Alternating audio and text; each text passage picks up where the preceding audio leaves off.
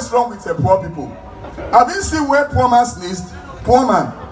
Imagine rich man is sitting, wash his dining table.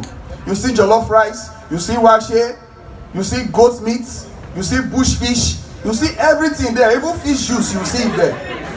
I'm telling you, wash your poor man. Rich man want to sneeze. Before you know, very easy. Wash poor man is eating kenke and fish pikin. Now not fish pikin, that small one.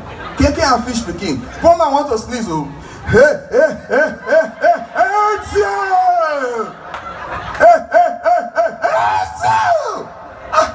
the next word that will come out from that poor man's mouth, you see. Anywhere they mention my name for evil, Holy Ghost.